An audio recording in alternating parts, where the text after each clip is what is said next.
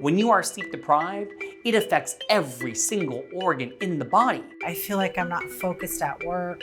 Whether we talk about heart disease, diabetes, high blood pressure, or even our mood. I need to talk to someone to help me get a good night's sleep. The good news is that great sleep can be just a few nights away. I'm Dr. Raj Dasgupta, a sleep medicine expert. I'll be evaluating people who are wearing home sleep monitoring devices. It can be a simple fix that makes a big impact. We are cracking the sleep code. This is my bedroom. My bed is over here, and I got these blackout curtains, but as you can see, they do not block anything out. My name's Annie Wang, and I'm a research associate at a textile startup. I've been trying to train for a half marathon and a marathon, and not getting good sleep has kind of impaired my ability to train for those. Annie's sleep issues are preventing her from accomplishing her goals, and examining her sleep data points is crucial in figuring out her sleep habits. Honestly, nothing has really gotten me to sleep at a consistent time. I think sometimes it's just hard for me to shut down at night and just make myself go to sleep. Most of the time, I have a hard time waking up in the morning. I got out of bed around 8 this morning. I was kind of in that snoozing, half awake mode for maybe half an hour to an hour before that. I think I used to try to get by on as little sleep as possible, and I really viewed getting up in the morning as just like this matter of willpower. But I'm realizing now that the lack of sleep has really become a limiting factor in my physical and mental health. I think getting some expert advice would be really helpful. Hi. Hi, I'm Dr. Raj. Nice to meet you, I'm Annie. Hey Annie, take a seat and let's talk about some sleep. Sounds good.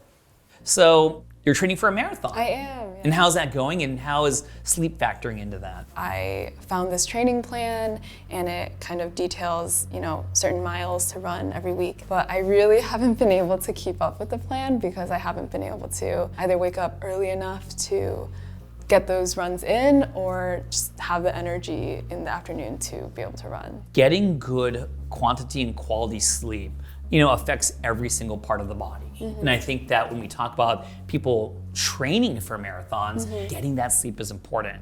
So let's talk about the morning. Okay. How's that morning? Is it kind of fumbling to hit something? It's a lot of snoozing. It's a lot of 5 more minutes, and then it's, oh shoot, I have to go to work. If you're hitting that alarm clock 3-4 times and not want to get out of bed, it tells you maybe we need to extend your sleep. So I did get a chance to look at your data that you took for the sleep monitoring device, and it's saying that your sweet spot of what you're averaging is usually around 5 to 5.5 hours. Oh. What do you think?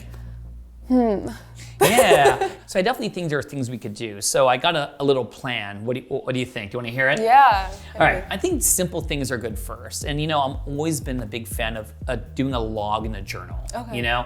So a log is basically kind of just jotting down when you wake up, when you fall asleep, when you wake up in the night, You want to do it in the morning, get a rough estimate. Then the journal that goes along with the log is going to be about, well, hey, what did you eat that day? How many caffeinated teas did you have? Did you train that morning? Also, let's try our hardest not to hit that snooze button. The best thing to do is actually put the phone on the other side of the room. And let's kind of parlay that with what you're doing right now, because you are training for a marathon. If the weather is nice, I would love you to get out first thing in the morning. I want to suppress that melatonin in the morning. I want to reset your circadian rhythm and start your day. Thank you, Dr. Raj, for all these insights and tips. I'm excited to try them and talk to you again soon. You are very welcome. I'm interested to track my sleep over the next few weeks. I thought I was getting more sleep, but I was still always tired. It's about 11:45 p.m. and I am getting ready to go to bed. If I go to sleep right after I film this, I should be able to get about 7 hours of sleep. Wish me luck. So let's look at the data for Annie on night 1. It's midnight, and you know what? She's still not sleeping, and her heart rate is still elevated. So she finally seems to doze off around 2 a.m. And then in the morning time, her heart rate is going up, it's going down, it's repeating itself. So I'm guessing she's hitting that snooze button. Hopefully her sleep diary will reveal what's going on. I did not get up and get running like I had hoped last night. I was like semi-awake for basically an hour, the hour that I had planned for me to get up, get ready, and go running. I just spent in my bed, snoozing my alarm. So that was not quite achieved this morning.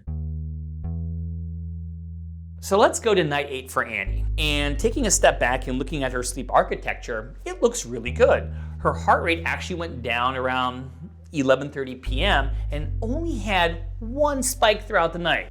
So I still want to work on getting a more regular and slightly earlier sleep schedule, because my struggle for the past few months has been like not being able to wake up in the morning to get the run in the morning. And, I'm realizing that that's not so much a morning willpower issue, but a nighttime time management, getting to sleep early so I get those 8 hours that I need issue.